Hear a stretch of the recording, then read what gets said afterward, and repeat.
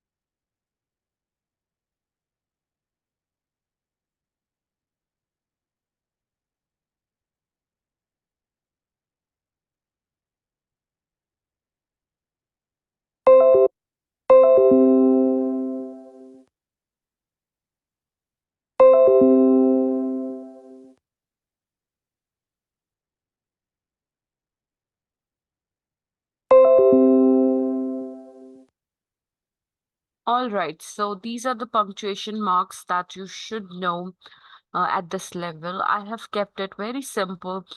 You must understand that there are very complex ways to use these punctuation marks. The detailing is available, and we can definitely get into it while you guys are presenting. But today, quickly, let's talk about the basic punctuation marks. Full stop is also called period, and I hope you know that already. Now, full stops, they are used in order to complete the sentence or statement. Without the full stop, your statement or this sentence will not be completed. Punctuation marks are important for meaning making processes as well. It's not like that they are just symbols, random symbols available out there, which are to be used randomly and without any prior knowledge. They have meaning, they add meaning, and we need to understand. Full stop, all in all, or period in all, is something that brings in a very certain kind of pause. For example, if I talk about myself, for example, if I say, my name is Sadia Munir, I'm 32 years old, I have done this, and etc., etc. Now, whenever I'm using I before this, I'm putting a full stop because one entire thought or information is completed. Here, one example is given. Ben really likes chocolate cake. So full stop will be here.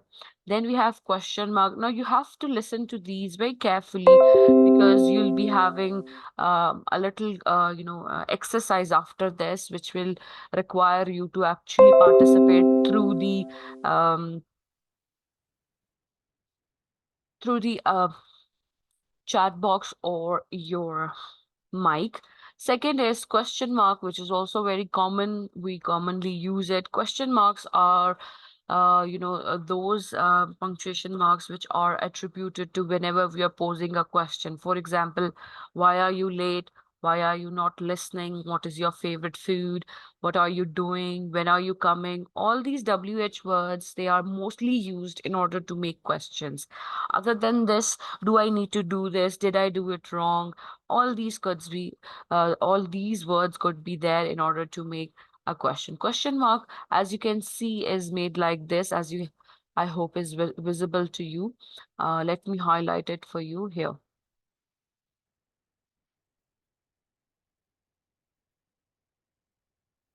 Here, right? Then we have exclamation mark. Exclamation mark indicates some kind of strong emotion, and it is also sometimes attributed to the disbelief and surprise that we try to emphasize or show. For example, hooray, today we do not have on-campus class. Alas, we have to listen to the online class. That's terrible. That's great. Well, all these words, they somehow project and showcase strong emotions. Therefore, exclamation mark is used. Then we have commas. Commas are a little complex in the sense that they have at least more than 7 usages that I know for a fact exist. We'll be talking about the basic ones. Comma is able to separate different units in a sentence. It is a short pause as well. It is there to give us clarity. It is there to make a list. It is also there to take out the non-essential parts in the sentence and then make the sentence more clearer for us. So commas are used like that. For example, this is a listing comma that you can see right now in this example. I love playing basketball, tennis, and badminton. Now, after tennis, we can have a comma as well that would be called British comma, but in American English, they do not put any comma over here. As far as you are concerned, you're going to put a comma over here so that you're using British comma. Then we have semicolon. Semicolon separates two main clauses that are closely related to each other but could stand on their own. For example, Ali likes peers and Jamil likes peers. Now we can use either and over here, which is a coordinating conjunction, or we can use a semicolon. So semicolon is being used over here.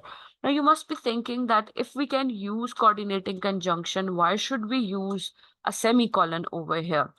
As I've told you in the beginning, that punctuation marks are also part of meaning making processes, and they can help reducing the redundancy and repetition that we could end up with while writing. For example, if I'm writing the coordinating conjunction and more than 7 times in a paragraph, that's a bad look. So we can definitely use semicolon.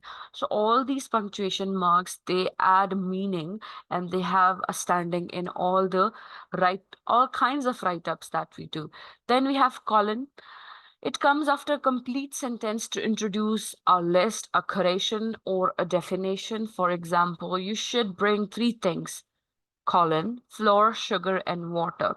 Or another example could be, you should always be very punctual to the classes, colon, because it is important, necessary, and required, right? So all these listings could be there. Or you can have another example over here that you should bring um, uh, 3 colors, colon, blue, purple and black. So colon is used in order to introduce a less, a correction, or a definition. However, semicolon is used instead of a, or it has the similar kind of usage as if of coordinating conjunction. Then dash is there.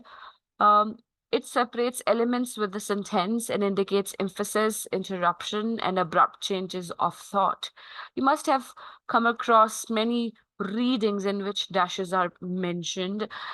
It's not mentioned in this handout because we are keeping it simple, but dashes could be confused or interchangeably and incorrectly used by students as hyphens. Dash and hyphen both are separate, right? Dash could have different types. For example, long dash, short dash. It is also called M dash and N dash. M dash is there in order to be used as a introductory comma. For example, if I am going to talk about a sentence that you can see, could you please try N dash, which is the short dash, try your very hardest dash to ignore him. Now, this particular chunk of the sentence in the middle between the dashes could be taken out because it is non-essential. If I just take it out and say, could you please try to ignore him? That is okay. So you can use dash in this sense in order to add non-essential information for more clarity in the sentence. Instead of this dash, comma could be used as well, right? So another fact that you should understand that um, dashes are used instead of the preposition to as well.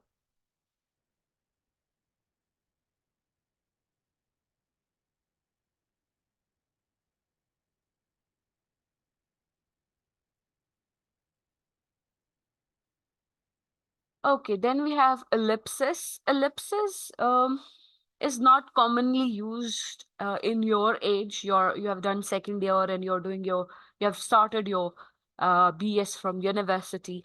So you probably are not using these three dots commonly in your write-up, but you must be using it in your chats, in WhatsApp texts, messages, and etc.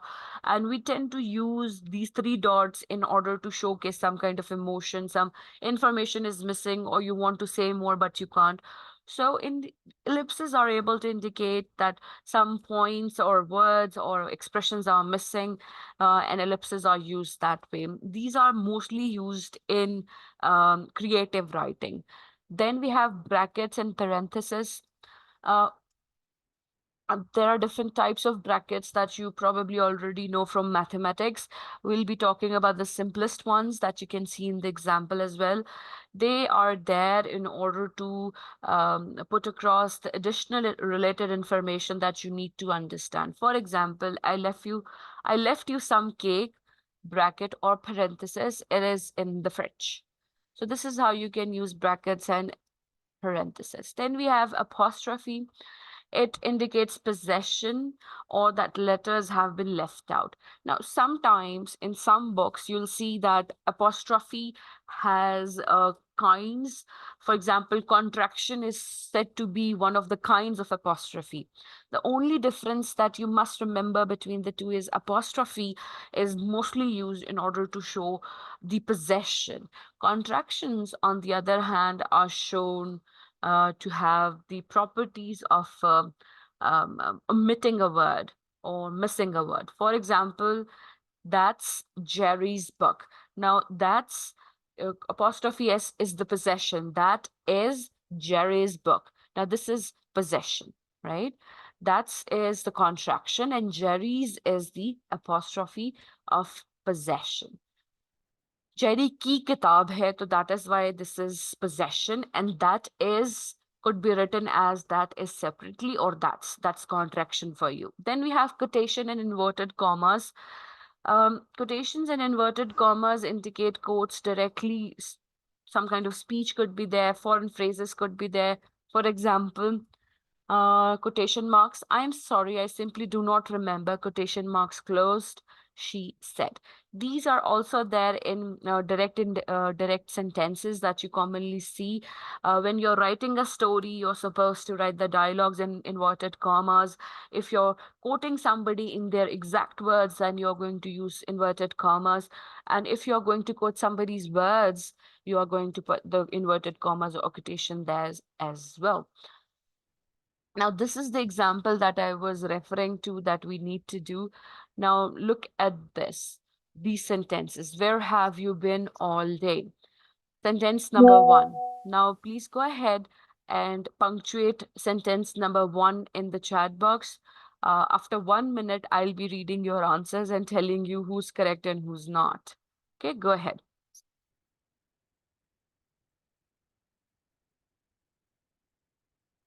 And I'll be noting who's participating and who's not participating. This participation will be considered somewhere. So go ahead and tell me in the first sentence, how do we punctuate it?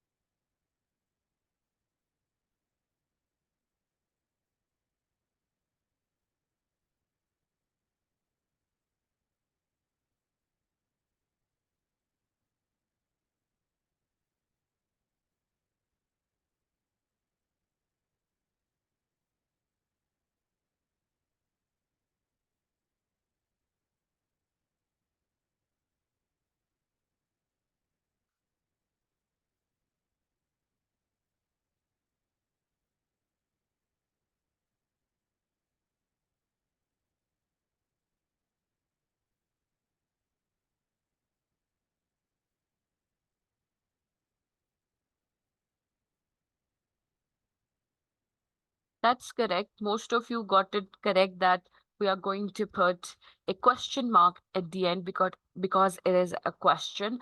Other than this, there is the question of capitalization. I have not told you about capitalization, but you know for a fact that whenever we start a sentence, we should always capitalize it. So Muhammad Ali has written it correctly, Sufyan and Zain as well. However, Zan, I understand when we are chatting, we tend to write the abbreviations of the words, but in the exam, you must go for the full words, right? Ismail, Atif, Abdullah, Seher, Mahnoor,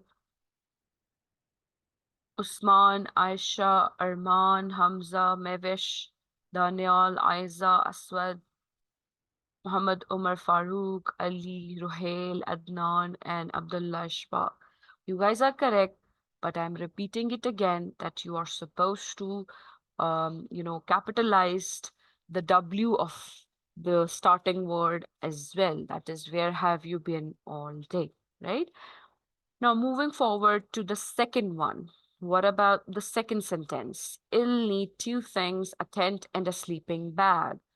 What you need to do is write the correct sentence in the chat box. For this, because it's a little longer, I'll be giving you 2 minutes. Go ahead, please.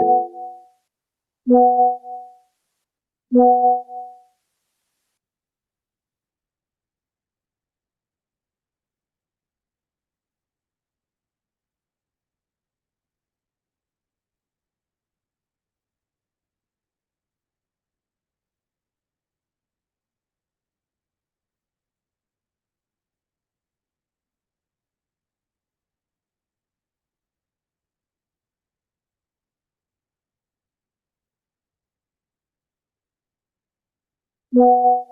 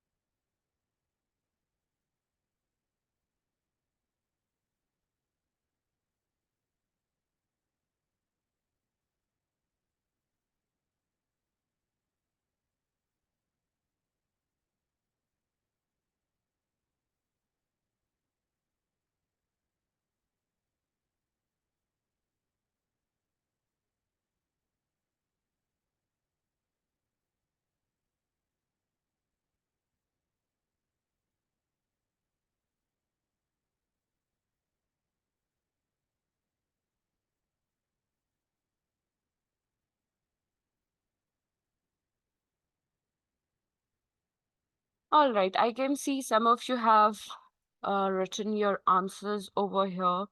And yes, I will need two things, colon, a tent and a sleeping bag, full stop. So we'll be adding I apostrophe double L, or you can just simply write I will need two things and then colon, two dots, right? For example, Daniel did not add the colon, and Fiza added a comma instead, which is okay as well. Then Arman added colon, that's correct. Okay, most of you are correct, but we should keep in mind what we have just discussed in the handout, that we'll be keeping colon over here after things. If you remember, what does a colon do?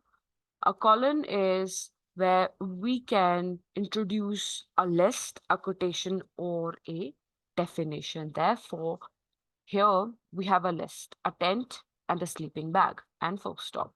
Then we have third sentence. I don't, sorry, I don't believe it. I don't believe it.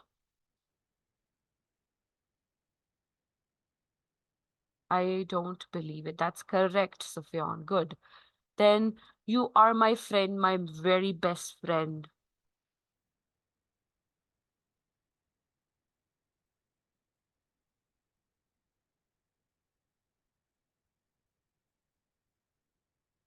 Okay, let's do it this way, that go ahead and do the sentences from 3 to 8 in one comment. For this, I am going to give you 5 minutes. तसल्ली से बेटा 3 से 8 तक के जो sentences हैं उनमें punctuation marks add कर बताएं. ठीक है? After 5 minutes, I'll be telling and I'll be reading your answers, what you have written. In one comment, solve 3 to 8. Go ahead.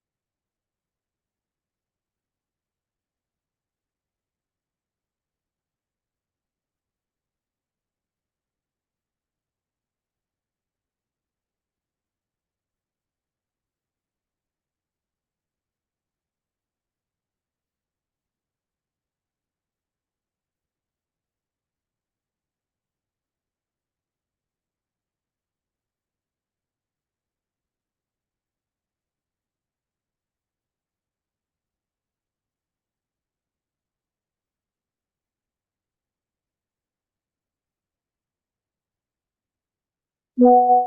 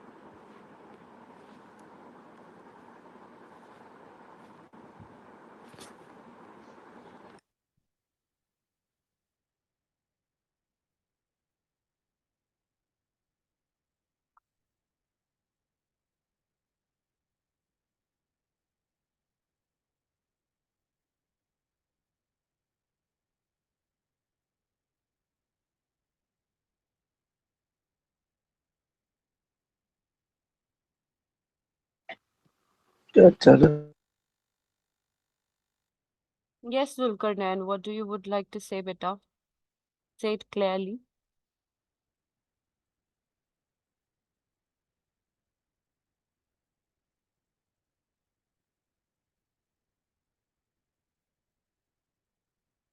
Okay, most of you are using quotation marks. Why would you do that? और ना बोलिएगा झूठी Sabrina, if you're talking to somebody, please keep your silent. Oh, sorry, mute. We can hear you talking to somebody else.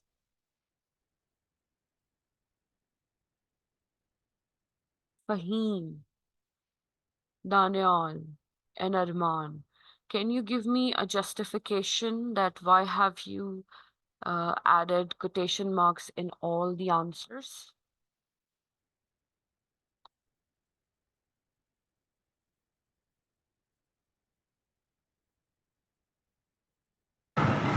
Ma'am वो मैंने एक साथ लिखे थे, फिर उसको जो पेस्ट किया था तो उसके साथ कोटेशन मार्क्स आ गए, फिर मिटा नहीं सका। Okay, perhaps Arman pasted. So the next two students also copied from him and they pasted in the same way. Hmm? Okay. Well, anyway, let's look at the answers. In order to save some time, look at the answers. Look at the first one. Where have you been all day? W is capitalized and we have a question mark. Look at the second one. I will need two things, colon, a tent and a sleeping bag, full stop. I don't believe it. So we will have an exclamation mark over here.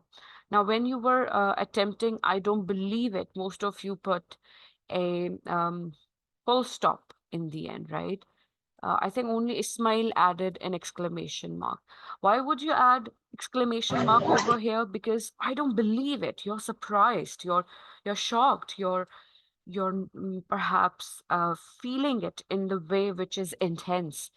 Then look at the fourth sentence. You are my friend, comma, my best friend, full stop. You are. Y is capitalized, and then we have you are, which is a contraction over here because we can otherwise write it as you, ARER, in two separate words. Then how awful. Most of you got it correct. The fifth one has been correctly attempted by most of you. Then look at the sixth one. Please, could you fetch me, colon, three apples, comma, two pears, comma, a peach, comma, and a carton of orange juice, full stop. Now it's a list, right? So therefore, we are going to have a colon over here, and P is going to be capitalized. And then we have commas after the colon. 3 apples, comma, 2 pears, comma, a peach, British, comma. This is a listing comma over here. And the rest can be done by yourself once you have time. Now, let's talk about this um, exercise. We'll quickly do this and then we'll move forward. Um, Complete the passage by adding commas where appropriate. Tommy woke up early on the morning of the school trip, packed his bag twice as quickly as usual, and ate breakfast really fast. He ran all the way to school, almost bumping into his best friend as he reached the school gates. He had never been to the zoo before, and Mr. Thompson had promised that there would be hippos, tigers, snakes, and more. Tommy's biggest wish was to see a lion through. He knew lions had huge teeth, big claws, and a loud roar, but he wanted to see it for himself. Now, of course, if we were on campus, I would have asked you to do it yourself. But in order to save a little time, let's take a look at the answers. The same handout has the answers as well. Now, look at this. Tommy woke up early on the morning of the school trip, comma, packed his bag twice and quickly, as usual, and ate breakfast really fast. So, school trip, comma, packed. He ran all the way to school, comma, almost bumping into his best friend. He had never been to the zoo before, and Mr. Thompson had promised that there would be hippos. Okay, one more thing. We can also have a full stop after Mr. Because in British English, they put a full stop over here with the titles as well. Then we have, or we can call it a dot as well. Then we have a listing comma in front of us. Mr. Thompson had promised that there would be hippos, comma, tigers, comma, snakes, and more. Then look at the last line. He knew lions had huge teeth, comma, big claws, comma, and a loud roar. So these are the examples of listing commas. Similarly, we have apostrophe related exercise over here. The tiger's roar. The roar is associated with tiger, therefore apostrophe of possession is being used over here. Look at the second sentence. Don't you think it is coming this way? Now, this is a contraction because it can be written as it is coming this way. This it refers to the tiger itself. Look at the fourth sentence. I don't think so. This is a contraction. Then Timmy's heart was pounding. That is a possession because heart belongs to Timmy. What about this one? What do you understand by this comma? The tiger's teeth looked sharp, their claws deadly. What kind of apostrophe is this? What kind of punctuation mark is this?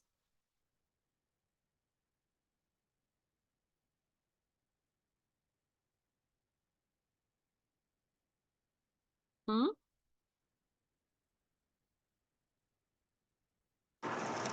Ma'am ये tiger जो है ना S से पहले उसका वो आएगा comma आएगा That's correct. टाइगर्स प्लूरल है और जब आपके पास एक वर्ड प्लूरल होता है तो you do not put apostrophe and another s because you don't need it. Similarly, in some names they end with the s letter. You do not put another s with it. You only say, for example, if the name is uh,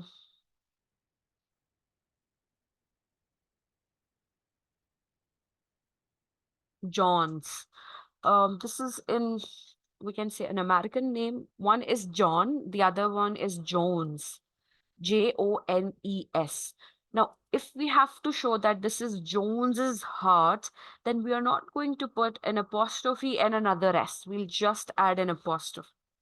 With plural and names and words ending with S, we are going to put an apostrophe and not another S at the end. So this is the basic introduction that I wanted to share with you about punctuation marks. I hope this has been fruitful. Other than this, I have also posted a reference handout, which I'll show you in a bit. You can read it when you are ready, when you have some time. These are again the rules, and they are just reinforcing the points that we have just discussed. This is the handout that I'm referring to. You must go through it, right? You can have something from these two handouts in your examination. So it talks about punctuation marks, the basic rules, commas, quotation marks, parentheses, apostrophe, and colons, dashes, and semicolons, right? So these are some basic punctuation marks that you should be aware of while preparing yourself for the end term examination. Okay. Next, we are supposed to talk about another topic. If you remember in one of the earlier or uh, the other online class that we had, we were talking about argumentative writing, and I had shared with you what is argumentative writing and how it is relevant, and we were supposed to actually go through the example, but then the time was gone. So today we'll talk about that as quickly as possible, and I'll be giving you an uh, your assignment number 4 will be from argumentative um, writing, right? So let me open it and then we can discuss. Pay attention so that you can attempt the assignment correctly. I'll quickly revise what is argumentative writing in terms of write-up, which is essay writing. Of course, other than this, we can have argumentative writing in other ways as well, but we'll talk about how to write an argumentative essay. Now, argumentative essay is something or a piece of writing where you have your opinion with you about a topic that could be very controversial or recent or very debatable in that sense. First, in argumentative essay, you'll be stating your opinion, then you'll be supporting your opinion, which is a kind of a claim with reasoning and support details. And then finally, in the third stage, you'll be arguing against or in favor of it by providing sufficient points.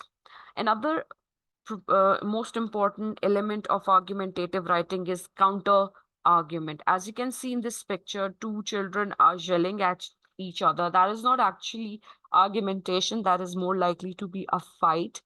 An argumentation is a kind of a conversation or a dialogue between two people that could be um, sensible, logical, and have some kind of stance to offer. As far as argumentative writing is concerned, as a writer, you need to take one stance. When I say stance, I mean to say one side, either in favor or against.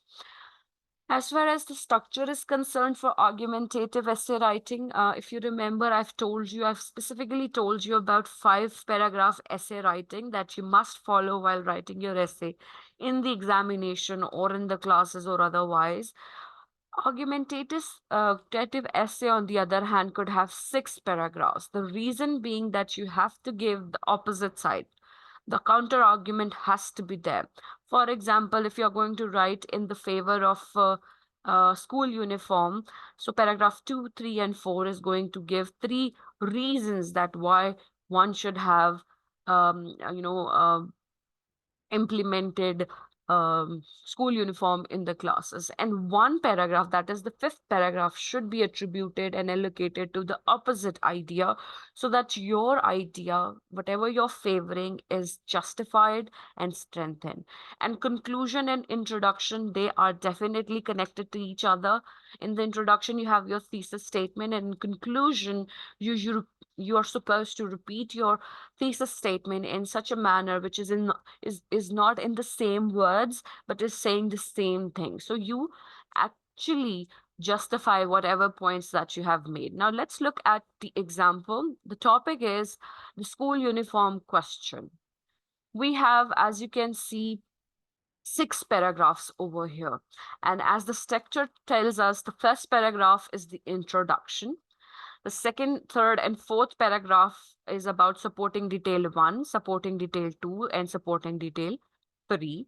And the 5th paragraph is a opposite side or a counter argument. And sixth one is the conclusion. Now, let's look at the transitions used by the author in this one, right? The school uniform question is the title.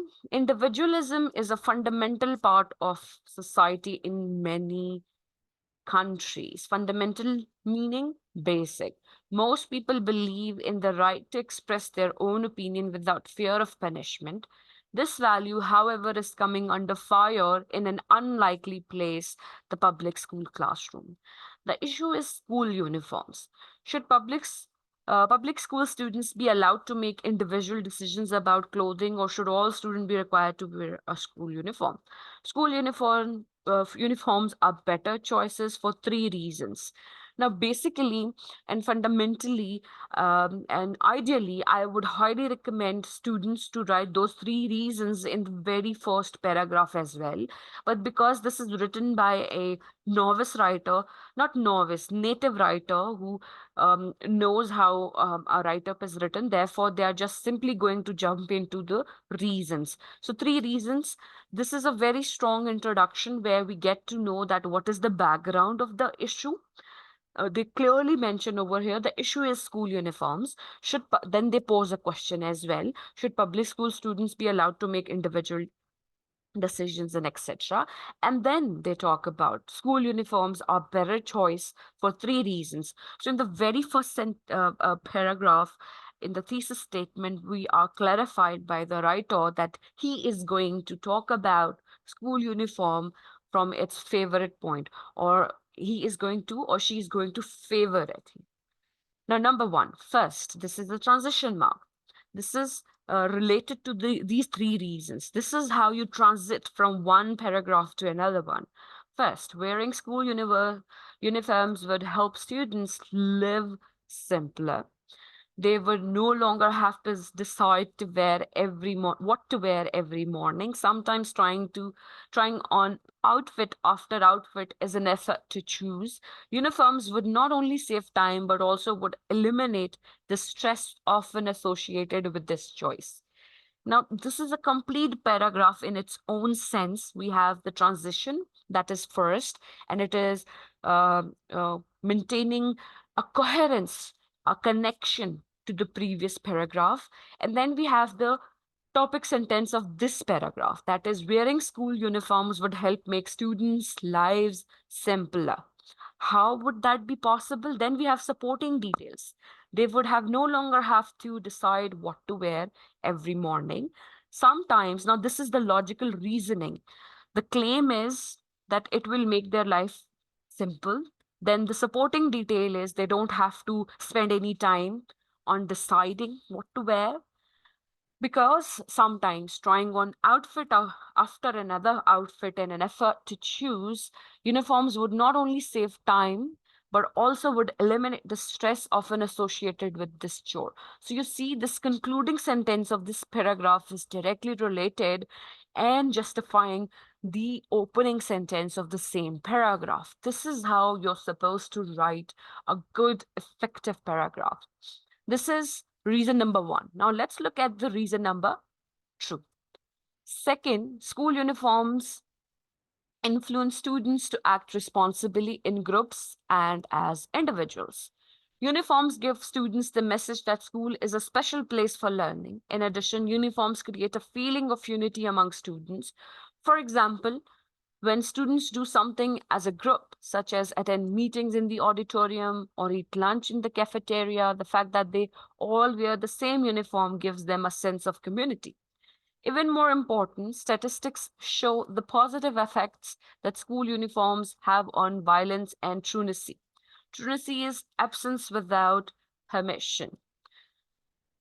This will help the bunking thing. For example, if Zebist had this implementation of uniforms, then the teachers and the authorities and the administration will easily identify who are these students who are outside the classes and they are bunking classes, and violence can be eliminated. For Khuda na khasta, if somebody is there and they assault somebody in civilian clothing within the university premises, it will be very hard to actually identify whether it was a student, a teacher, a staff, or administrative personnel, or an outsider because of the uniform. If it was implemented, it could have been much easier.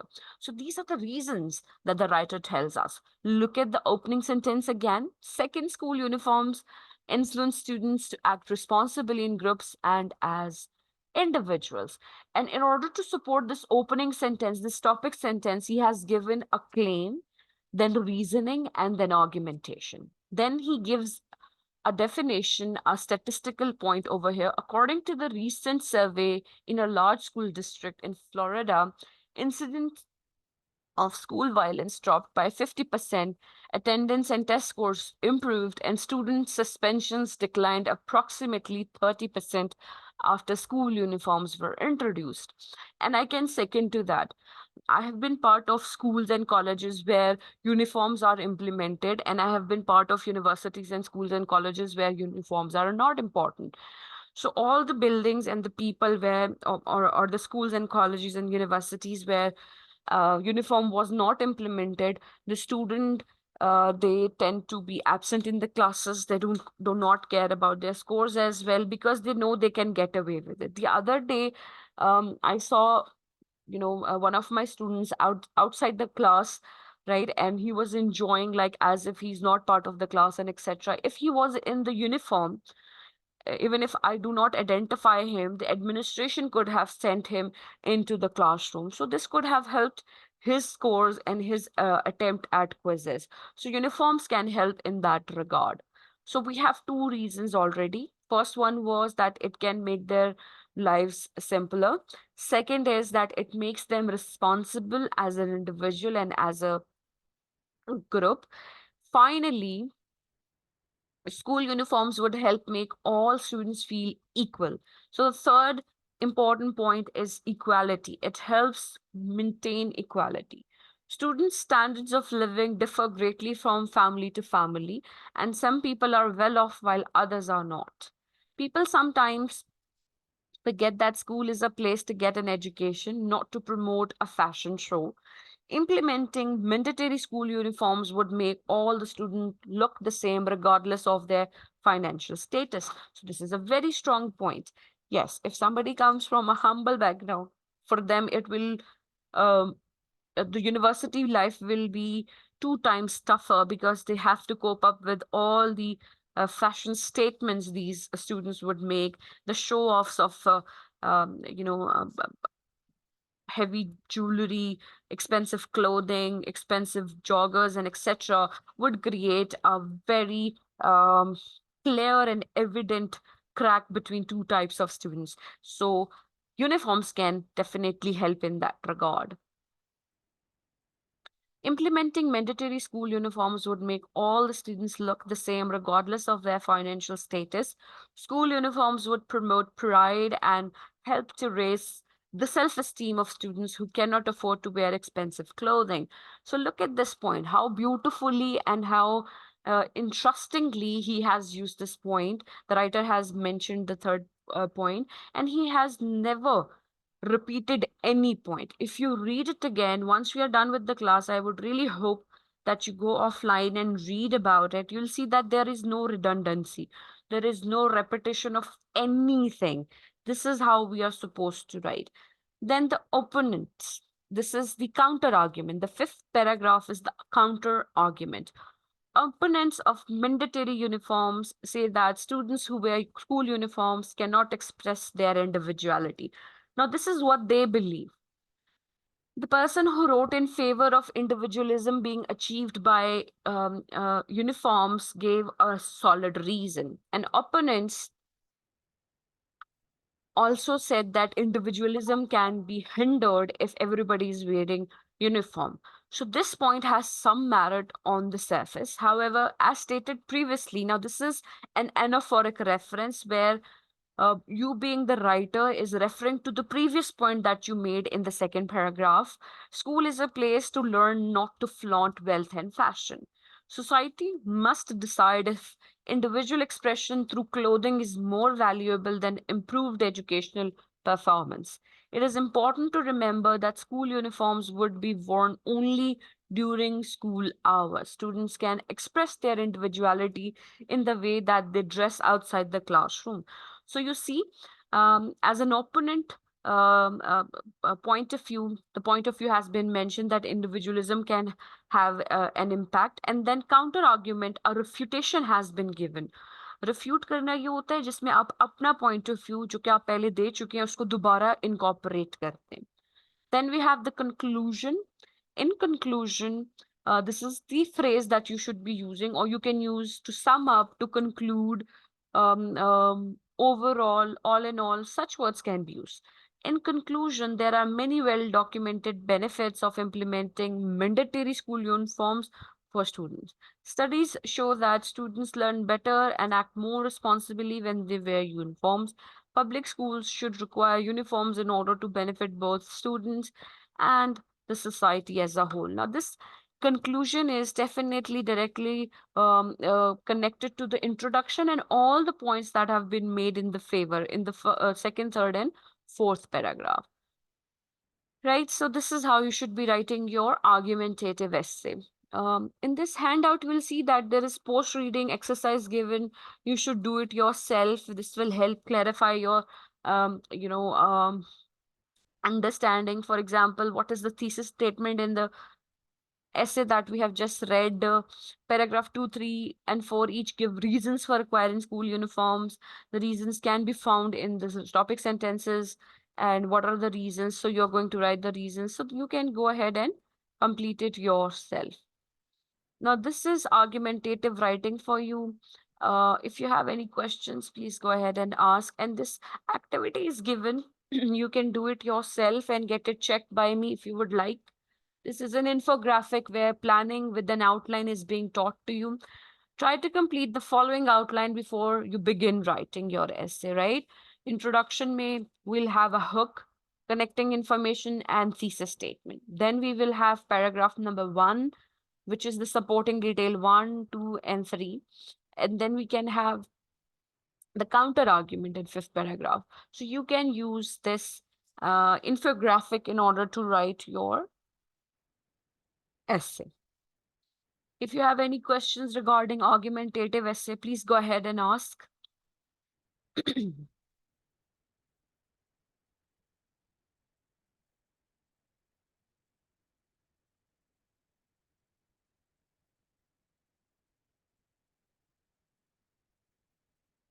Yes, please. Any questions?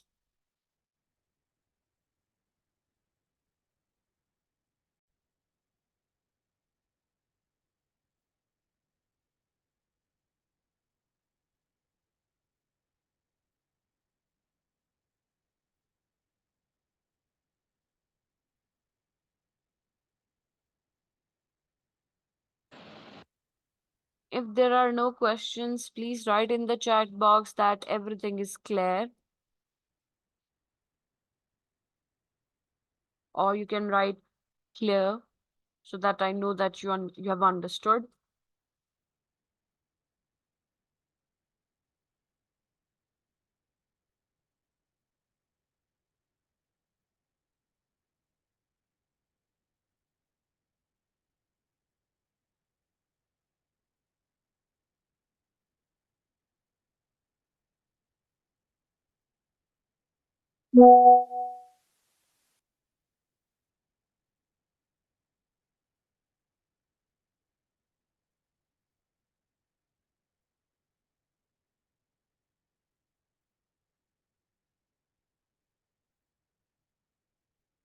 Okay, only Atif, Zain, and Fiza have understood. What about the rest of you? You have no opinion at all?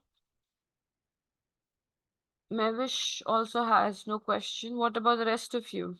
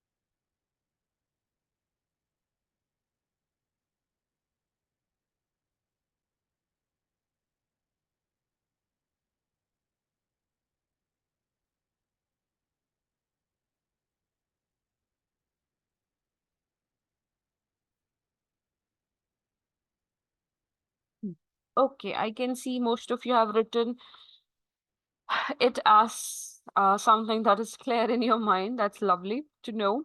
I hope you will execute essay writing in the same manner. I'll be posting your assignment number 4 regarding argumentative writing, and you will be required to attempt it. I'll be attaching a audio with it for clarification what to do and how to do it. But other than that, if you still have questions, you can post questions till 5 p.m. today so that I can answer your queries. And then um, you have to submit it on, let's finalize the date.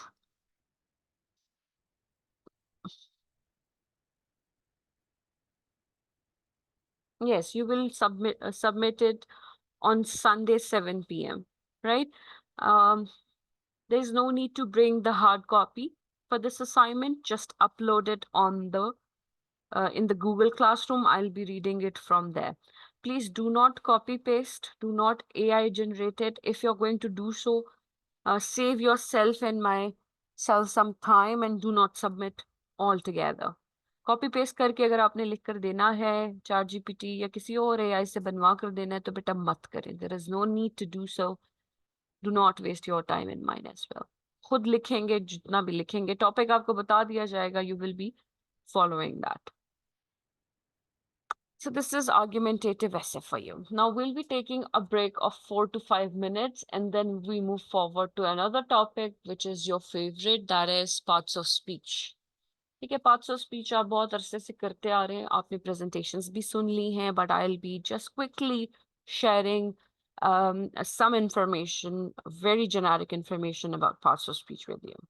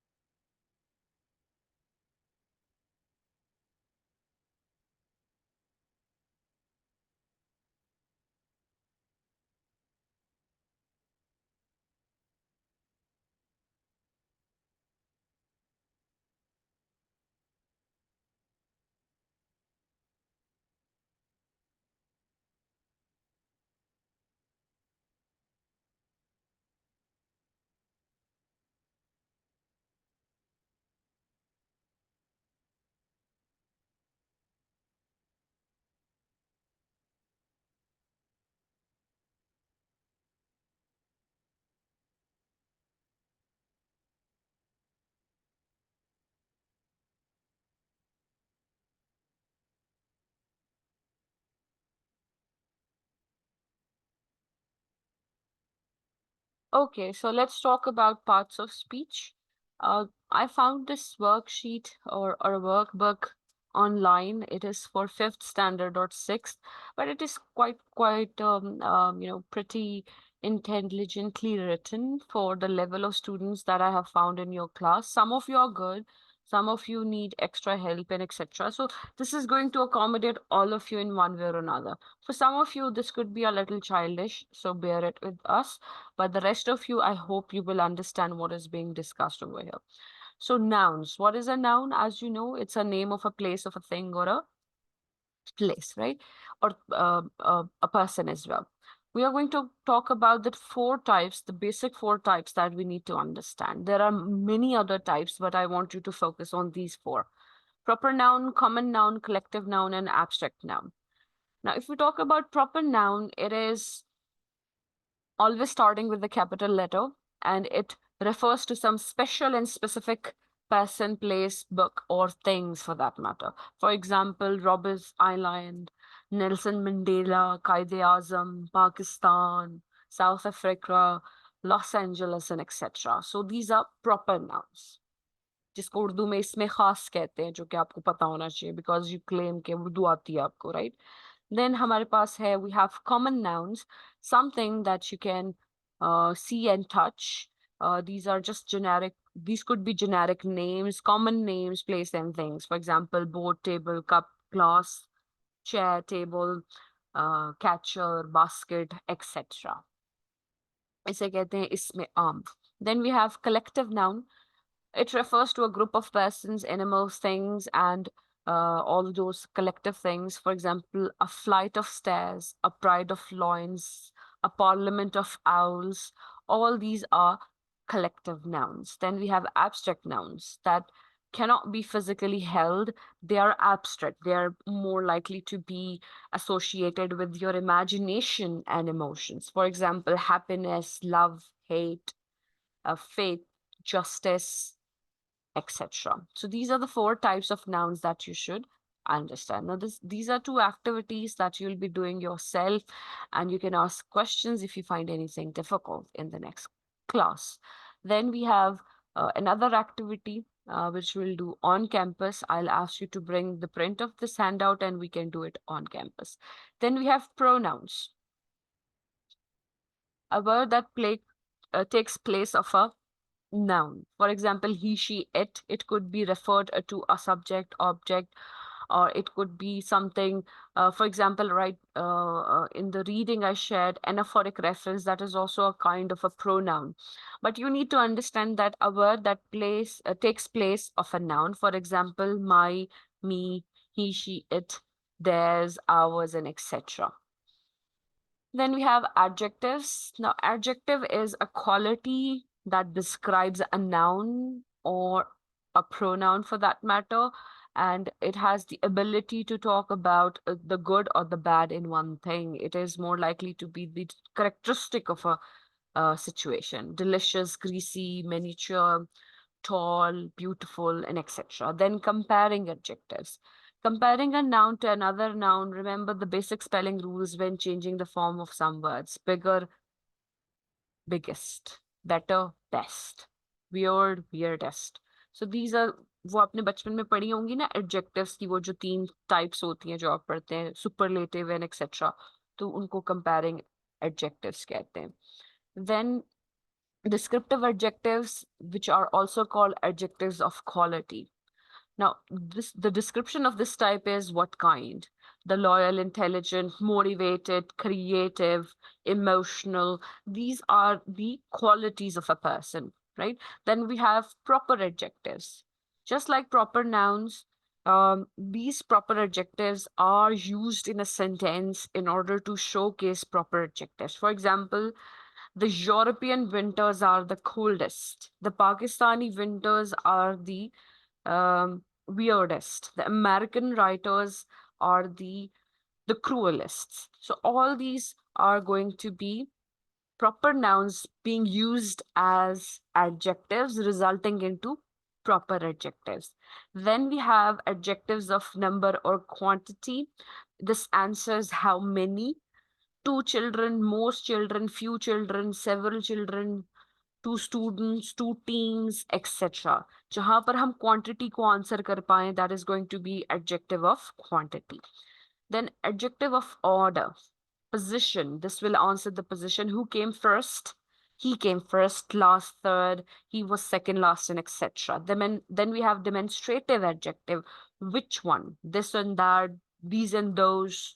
All these are demonstrative adjectives. These are not the only ones. Please understand there are more than these, but to make it more understandable and easy for you, everything that is written in this handout has to be prepared and nothing more than this, so that you have a boundary that you can set with you. For example, in the exam, if I ask you about demonstrative adjectives, I'll be either giving this and that or these and those. और कोई नहीं दिया जाएगा, यहीं से दिया जाएगा, ठीक है? Then we have possessive adjectives. As we have already talked about in apostrophe, that possession is when we talk about some kind of belongingness. For example, my colleague, my bag, my water, my paper, and etc. This is sometimes it is we can get confused with whether it is a pronoun or it's a possessive adjective. ये possessive adjective तब होगा जब आपके साथ इसके साथ कोई object attach हो जाएगा, ठीक है? Then we have interrogative adjectives. WH words are there in which we have choices. Which one? What are those? Whose, whom, and etc. Then we have compound adjectives. These adjectives are co-joined by hyphens. For example, a well-deserved result, much awaiting result, the feather-light cake, a half-ripe banana, right? Adjectives are not usually capitalized until they are the first word in a sentence. But nationalities are also adjectives and and should be capitalized. For example, Ricky Martin is from Puerto Rico, or a Greek salad, right? So certain places, as you know, English is a funny language and it does have some irregularities, and it is one of those. Then some activities are there that you can do at your own. Then we have verbs, linking verbs, and auxiliary verbs. Action verbs are where there are actions going on. For example, he's walking towards the door. Linking verbs, they add meaning to the main verb. For example, Maria might take. Now, might is the linking verb and take is the main verb. And then we have auxiliary verb, which is helping verb as well. The flower is yellow. I am leaving, right? So this is and am are auxiliary or helping words because they connect the subject with the descriptor.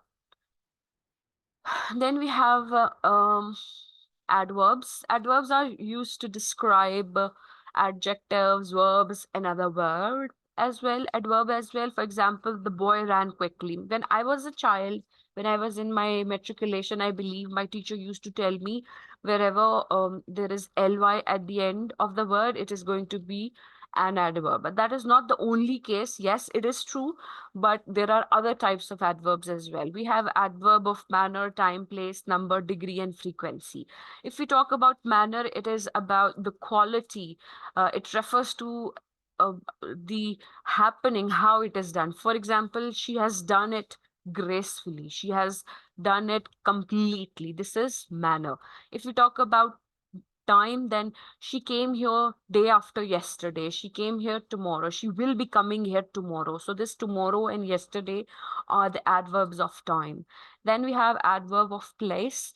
She's going everywhere and yet nowhere. So this tells something about where something something happens and where something is done. Then we have adverb of degree, where we can add the child is very upset. The child is quite talented. The child is quite um, ready, etc.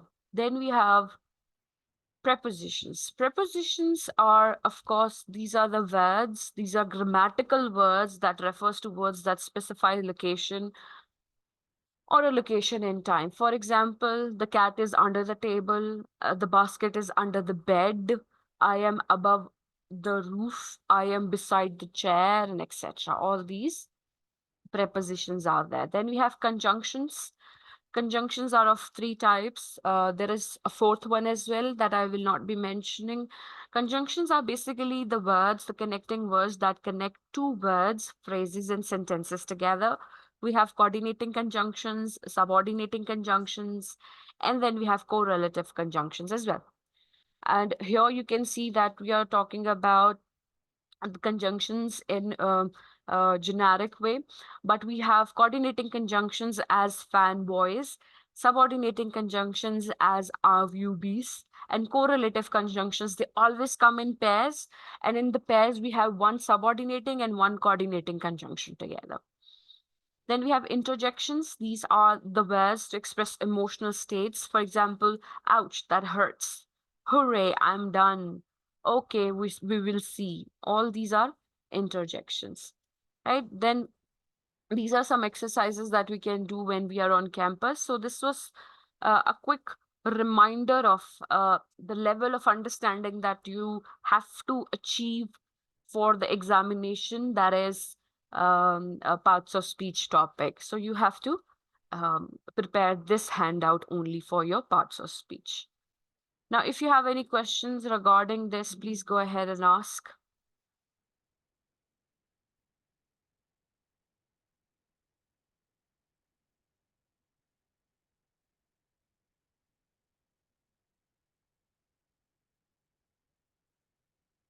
And if it is clear, please, you can say it's clear in the chat box.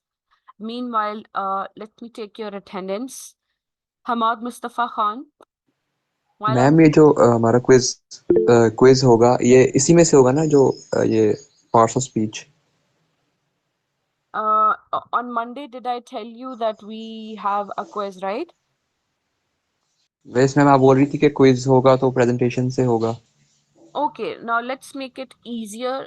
You're going to have your quiz from this handout and one more handout. I'll clarify and update in the Google Classroom. You can prepare, right? Yes ma'am All right. Okay. जब मैं आपका नाम लूं बेटा, take a moment, unmute yourself and say present. Hamad Mustafa Khan, Muhammad Saad Malik, Abdul Basid Masood, Present, ma'am. Abbas Haider Kazmi, Present, ma'am. Abdul Muiz, Adnan Haider, Present, ma'am. Ali Zain Mehdi, Present, ma'am. Alian Aziz,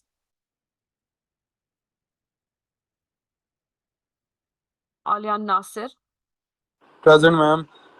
Aksa Ehsan, Present, ma'am. Aswad Nasir, Present, ma'am. Aiza Iqbal, Present. Ma'am वो अलियान अजीज जो है class ले रहा था लेकिन उसका laptop बंद तो कह रहा है मैसेज कर यार वो लैपटॉप बंद ही डेटा नहीं है मैम उसके पास Irene. वो कब से क्लास तो जो ज्वाइन किया हुआ था उसने मैम ठीक है बेटा, mute yourself. Irene. Present. बेटा जिस जिसकी अटेंडेंस होती जा रही है, you can leave the meeting, right? And you can get prepared for the next class. Daniel, Present, ma'am. Daud, Daud Ahmed Rajput,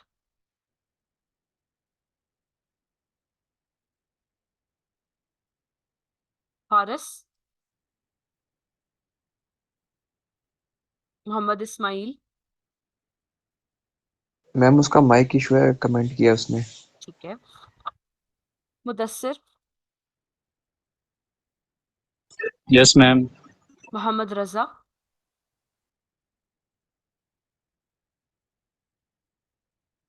Muhammad Shahzeb Gul.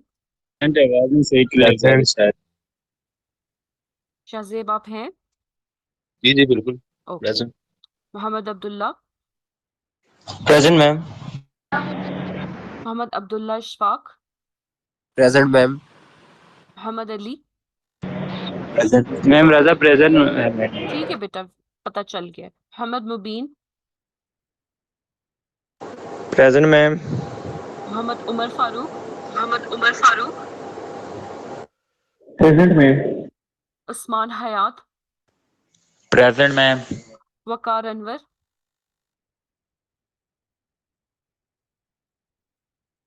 नूरुज़ोहा, Present, ma'am. Raja Ali Zafar, Raja Mohammad Hussain, present ma'am Raja Mohammad Qasim, रॉक, present Sahar Zaheer, मैंने इनका mic issue है, इन्होंने comment किया। ठीक है। Sameen Ali, Sameen,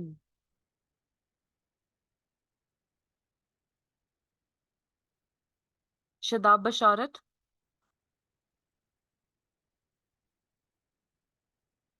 okay, your mark present Shadab, आपकी आवाज नहीं आ रही बेटा। Sufiyan, present ma'am. Syed Mehdi Gilani, present ma'am. Syed Haider Ali Shah,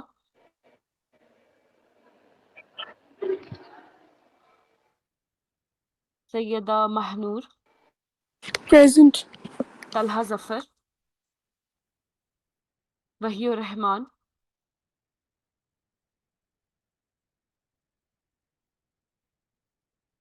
Jain Ali, present Zulqarnain, present ma'am Mansoor Ahmad,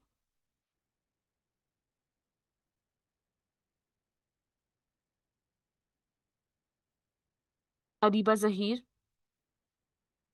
ma'am वो Present, ma'am. प्रेजेंट है net. Atif Javed, present ma'am. Faheem Mughal,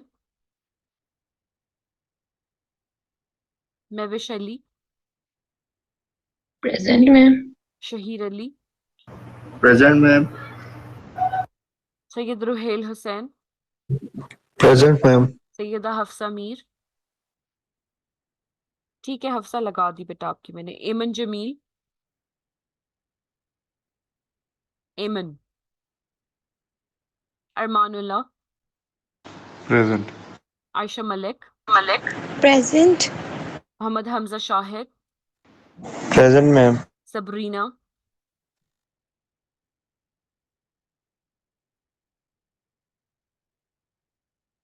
Adiba Mubarak,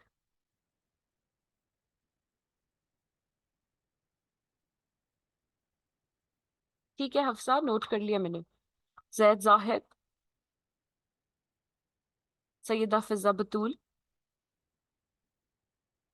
Present. Mohammad Asad Abbas, present. Mohammad Umar Farooq. Present. Okay, the only people who are absent is Zaid Zahid, Fahim Mughal, Mansoor, Talha, Sayyid Haider Ali Shah, Sameen Ali, Raja Muhammad Qasim, Raja Ali Zafar, Waqar Anwar, Saad Malik, Abdul Moiz, Haris and Kamil. ठीक है? Okay ji, Allah Hafiz. See you on Monday with your presentations, quizzes and assignment. Allah Hafiz.